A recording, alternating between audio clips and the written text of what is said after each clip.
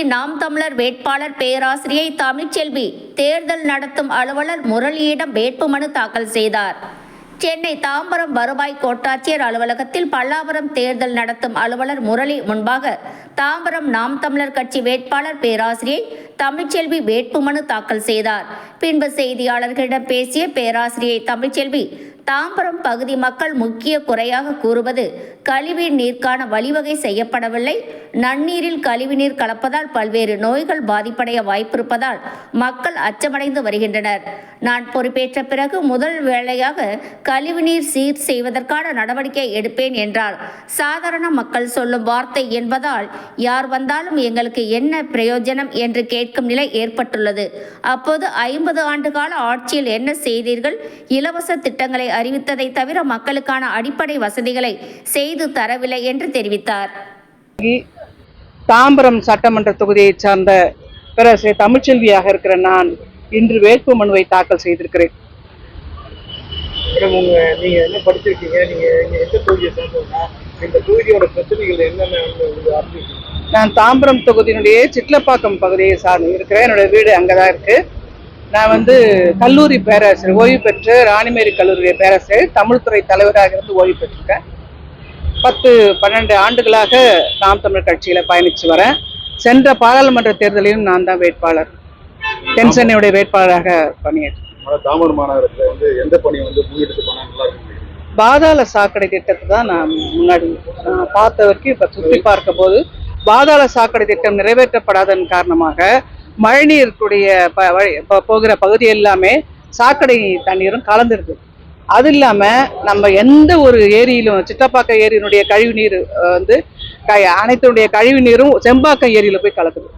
இப்போ ஒரு நீர் தடங்களை போகிற கழிவுநீர் கால்வாயினுடைய தடம் எப்படி குடிநீர் கால்வாய், மழைநீர் சேகரிப்பு கால்வாய் தடத்தை பிரிச்சு கொடுக்கணுன்ற ஒரு வரலாற்று அறிவு, அந்த சமூக அறிவு கூட இல்லாம 60 ஆண்டு கால ஆட்சி நடந்து கொண்டிருக்கிறது. இதுக்கு திட்டத்தை செலவு பண்ணிட்டு தான் இருக்கிறாங்க. சட்டமன்ற தேர்தலில் ஒவ்வொரு முறையும் பணம் வந்துட்டு தான் இருக்கு. திட்டங்கள் என்னவோ நிறைவேறுது, ஆனால் மக்கள் நலம் சார்ந்த பகுதி நிறைவேறுதானா இல்லை. இது முழுக்க நான் 23 நாட்களாக தாம்பரம் இந்த பகுதியை சுற்றி வரேன். 23 நாட்களாக மக்கள் சொல்றது என்னன்னா, இந்த கழிவு நீர் தான், முழுக்க கழிவு நீருக்கான வழிவகை செய்யப்படவில்லை. அதோடு மட்டுமல்ல ரொம்ப அச்சப்படுறாங்க மக்கள். படித்த மக்கள் கூட அச்சப்படுறது ஒன்று என்னன்னா, இந்த நன்னீர்ல கழிவு நீர் கலந்தா என்னென்ன நோய்கள் வரும், அதை பத்தி ஒரு அச்சம் இருக்கு. அதைத்தான் என்னுடைய முதல் பணியாக நான் செய்யலான்னு இருக்கேன். தாம்பரம் மாநகராட்சியில எந்த கட்சி வந்தாலும் ரோட்ல இருக்க குப்பை அப்படியே தான் இருக்கு. அப்படிங்க, எடுக்கிற குப்பை எடுத்துறாங்க, ரோட்ல இறையிற குப்பை அப்படியே தான் இருக்கு. இது வரைக்கும் எடுக்கல. இது நீங்க எப்படி செயல்பட? அதாவது சமூக நலம் சார்ந்த ஒரு வேட்பாளரை, ஒரு பொறுப்பாளர் அங்க அமைக்கிற பொழுது இதை பற்றிய சிந்தனைகள் இருக்கும்.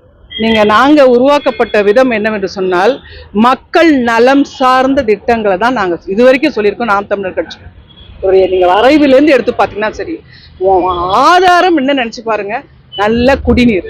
அந்த குடிநீர் மட்டும் நாங்க சொல்லல, அத நல்ல குடிநீர்ன்ற வார்த்தையை பயன்படுத்துறதுக்கு காரணம், நல்ல குடிநீர் தான் ஒரு மனிதனுடைய ஆரோக்கியத்தை வளர்க்கக்கூடியது. அதனால நல்ல குடிநீர் என்று சொல்லியிருக்கோம். அதே போல அடிப்படை திட்டங்களை புரியாம ஒரு அரசு நிர்வகிக்கப்படும் போதுதான் அங்க இப்படிப்பட்ட குற்றங்கள் நிகழ்வு. அது தேவையில்லாம இப்ப நம்ம 60 ஆண்டு காட்சியில மாறி காட்சிகள் மாறுதே தவிர, எல்லாரும் இப்ப சொல்றோம், சாதாரண மக்கள் சொல்ற வார்த்தைன்னா, யாவன் எங்களுக்கு என்ன பிரயோஜனம்? இந்த வினாவை, இந்த விடையை கேட்க வச்சுட்டாங்க மக்கள். அப்போ நீங்க 50 ஆண்டு கால காட்சியில நீங்க என்ன செஞ்சீங்க பாத்தீங்கன்னா, திட்டங்கள் என்னோ பெருசா இருக்கு. என்ன திட்டங்கள் இருக்குன்னா, மாதம் 1000 ரூபாய் தருகிறேன், அடுத்தது பார்த்தா நான் 2000 தருகிறேன், நான் 5000 தருகிறேன் என்ற இலவச திட்டங்கள் தான் அதிகமாக இருக்கிறதே தவிர, மக்களுக்கு என்ன தேவை, அவன் இடத்துல சாக்கடை தண்ணி தேங்கி நிற்கிறா, அதை எடுக்கணுமா, பாதை குண்டும் குழிமா இருக்கா, அதை எடுக்கணுமா, இப்படிப்பட்ட ஒரு சிந்தனையே இல்லை. எங்க பார்த்தாலும் நெகிழி குப்பைப்பா. இந்த நெகிழி குப்பையை பார்த்து ஒவ்வொருத்தரும் கவலை பண்ணோம். நம்ம இருக்கிற சமூகத்தில் இருக்கிற ஒவ்வொருத்தரும் கவலை பண்ணோம். 100 ஆண்டு காலம் ஆகிறது நெகிழி ஒன்று மக்குவதற்கு என்று சொல்ல என் சந்தமிழன் சீமாதான் மேடைதோறு போட்டு முழங்கி கொண்டிருக்கிறார். இதுவரை எந்த அரசியல் கட்சி தலைவருடைய பேச்சில் நீங்க அதை கேட்டிருக்கீங்க பாருங்க. 100 ஆண்டு ஆகும் நெகிழி குப்பை. அந்த நெகிழி குப்பையை பற்றி மாற்று சிந்தனை அவர்கள் வரவில்லை என்றால் அவர்களை என்ன அரசாட்சி செய்கிறார்? மாற்று சிந்தனைன்ற ஒன்றுக்கே அவங்க போகல. இதுதான் இங்க முக்கியம். மாற்று சிந்தனைக்கு போனாதான் அது முடியும். அவங்க இலவசத்திலே தேங்கி கிடக்குறாங்க. அப்படியே படிப்பறிவு இல்லாத மக்களுடைய ஓட்டை வாங்குவதில் மட்டும்தான் குறியா இருக்கிறாங்க. இன்னும் எம்ஜிஆர் மாயை இருக்குது, இன்னும் ஜெயலலிதா மாயை இருக்குது. இன்னும் அந்த மாதிரி ஆட்கள்கிட்ட இருந்து இலவசத்தையும் கொடுக்குறாங்க. கொடுத்தோன்னா அவங்க ஓட்டு போட தயாராகிறாங்க. வளர்ச்சி திட்டங்கள் பயன்பட சொல்றாங்க தவிர இந்த வளர்ச்சி திட்டங்கள் மக்களுடைய நலம் சார்ந்த வளர்ச்சி திட்டங்களா இல்லை. இவ்வளவுதான் திட்டங்களை அறிவிக்கிறாங்க. நாம் தமிழர் கட்சி வேட்பாளர் தாம்பரம் சட்டமன்ற தொகுதி மக்களுக்கு எந்த மாதிரி புதிய திட்டங்கள் கொண்டு வருவீங்க? இந்த புதிய திட்டங்கள்ன்றதை விட நான் என்ன சொல்ல வரேன்னா, முதல்ல பாதாள சாக்கடை திட்டத்தை நிறைவேற்றுவதற்கான முதல்ல இன்னொன்று நான் சொல்ல விரும்புகிறேன். ஒரு சட்டமன்ற வேட்பாளர் அவங்க தொகுதிக்கு வந்த பணம் எவ்வளவு? இப்பொழுது 5 ஆண்டுகளில் என்னுடைய தொகுதிக்கு என்னுடைய வேட்பாளராக நான் தேர்ந்தெடுக்கப்பட்டா எனக்கு வருகிற தொகை எவ்வளவு? அந்த தொகையிலே செலவு செய்த விவரம் என்னது? இதை மக்களுக்கு நான் காட்சிப்படுத்துவேன். ஒவ்வொரு 6 மாதத்துக்கும் இந்த செலவை செஞ்சேன், இந்த செலவு இப்படி இருக்குது, இந்த செலவுடைய இது கழிவு மிச்சம் இருக்கு. இப்படி நான் அதை முதல்ல வெளிப்படைத்தன்மை அதை முதல்ல நான் செய்வேன். எந்த ஒரு சட்டமன்ற தொகுதி எடுக்கிற சட்டமன்றத்தில் எனக்கு வருகிறது வெளிப்படைத்தன்மையை என்னுடைய ஆட்சியில நான் கொடுப்பேன்.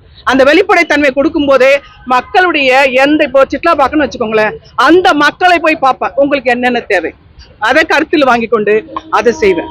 இப்போ அவங்கவுங்க இப்போ பார்த்தீங்கன்னா புலிக்கொள்ளிடம் பக்கத்துல தாம்பரம் கிழக்குல நீங்க பார்த்தீங்கன்னா 63வது வார்டு நான் போகும்போது ஒரு தாய் வந்து என்ன கேட்குது, அம்மா நீங்க போயிட்டீங்க, நீங்க யாருமே எங்களை வந்து பார்க்கல, என்னம்மா பார்க்கல அப்படின்னு கேட்டா, போதை கலாச்சாரத்தோட 7 பேர் 8 பேர் பெரிய கத்தியை வச்சுக்கிட்டு சுருள் வாழை வச்சுக்கிட்டு அந்த தெரு முழுக்க சுத்தி அடிச்சிருக்கானுங்க. ஒவ்வொரு ஆட்டோவை கிழிச்சிருக்காங்க, 2 வீலர் எல்லாம் பாழாக்கியிருக்காங்க. இதுவரை எங்களை யாரும் வந்து கேட்கலன்னு அவங்க சொல்றாங்க. இப்போ அந்த இடத்துடைய குறை அதுவா இருக்குது இல்லையா? அது மாதிரி பாதை என்ன, நான் இப்ப பார்த்தோம்னா ஊட்டி கொடைக்கானல் போய் பார்த்த மாதிரி இருக்குது. மேடு ஏறுறதும் வர்றதும் ஊட்டியில இருந்த மாதிரி மேலே ஏறின மாதிரி எனக்கு தோணுச்சு. வெயில்ல போய் ஏறினேன், அது ஒன்று தான் வித்தியாசம். அதனால ஊட்டிகளை மேலே வந்து அவங்களோட பாதை பண்ணலை. பார்க்க போனா அந்த பாதையில இந்த மாதிரி இது போட்டு நிரப்பியிருக்காங்க தவிர சரியான பாதைகள் இல்லை. அதோடு மட்டுமல்லாமல் நான் பார்க்குற பிரச்சனை தாம்பரத்துல போக்குவரத்து நெரிசல். இங்க சிட்லப்பாக்கம் ஏரின்னு எடுத்து பாருங்களேன், அந்த இடத்துல போக்குவரத்து நெரிசல் பெருசா இருக்கு. சிட்லப்பாக்கம் ஏரி தெரியும் இல்லையா உங்களுக்கு? அதுக்கு எதிர்க்க இருக்கிற பகுதி முழுக்க கடை வைத்து ஆக்கிரமிப்பு. எவ்வளவு வண்டி போறதுன்னு, அதாவது ஒரு பாதையில எவ்வளவு ஒரு பாதை இப்ப நம்மலாம் போறோம், இந்த பாதை தான் தேர்ந்தெடுத்து போகணும், இப்படிதான் போகணும், இந்த பக்கத்து போகணும், நெருக்கலாயிடும் நீங்க சொல்றீங்கல்ல. இந்த வழிநடத்தல் என்ன, ஒரு கடை வச்சுக்கிற ஒருத்தனுக்கு இந்த சிட்டப்பக்கம் ஏரி கேட்டு அவர் ஏரி என்பது வந்து சுற்று தூய்மையோடு பராமரிக்கக்கூடிய ஒரு பகுதி. அது அந்த பகுதியில 1008 பிளாஸ்டிக் கழிவுகள். அந்த இடத்துல என்ன யாரால அது கொடுத்துப்பட்டு அந்த கடைகள் நிர்வகிக்கப்படுகிறதுன்னு தெரியல. அதிகமான கடைகள், போக்குவரத்து நெரிசல். அந்த போக்குவரத்து நெரிசல் தாம்பரம் முழுக்க காணப்படுகிறது. அந்த போக்குவரத்தை நம்ம சரி செய்யணும்னு நான் நினைக்கிறேன். தேர்தல் வாக்குறுதி கொடுக்குறாங்க திமுக எல்லாமே, இது மக்களுக்கு சாதகமாக பாதகமாக அறிவிக்கிறாங்க. அதாவதுப்பா இது வந்து சாதகம் பாதகம் வந்து மக்களை ஒரு பெரிய ஒரு கருத்து மாற்றத்துக்கு நாங்கள் தயார் பண்ணிட்டு இருக்கோம் நாம் தமிழர் கட்சி. ஆனால் அந்த கருத்து மாற்றத்தையே சிந்திக்க விடாம எப்படி டாஸ்மார்க்கை கொடுத்து என் இளைய சமுதாயத்தை என்னுடைய மக்களை அப்படியே அடிமைப்படுத்தி வச்சிருக்கிறதோ அதே மாதிரி இலவசத்தை கொடுத்து அடிமைப்படுத்தி வச்சிருக்கிறாங்க. அந்த அடிமைப்படுத்தி வச்சிருக்கிற நிலையிலேருந்து இப்போ மாறியாச்சு. அது மாறிடுச்சு அப்படின்றதுக்கு ஒரே எடுத்துக்காட்டு என்ன, தம்பி சீமான் கொடுக்குற கூட்டத்தில் வருகிற கூட்டம் தான் காரணம். அவங்க வந்து இப்ப வாங்க, அதுவும் இளைய தலைமுறை, ஏன்னா அடுத்து அவங்க தான் வாழ போறாங்க. அவங்க ரொம்பவே சிந்திக்க ஆரம்பிச்சாங்க. அவர்கள் வந்து ஒரு புதிய மாற்றத்தை எங்களுக்கு தருவாங்க. அதனால எங்களுக்கு அந்த இலவசம் அவங்க கொடுக்குற அந்த விளம்பர மாயையெல்லாம் அது வந்து பொய்த்து போயிடும்ன்றதுல நான் உறுதியா இருக்கேன்.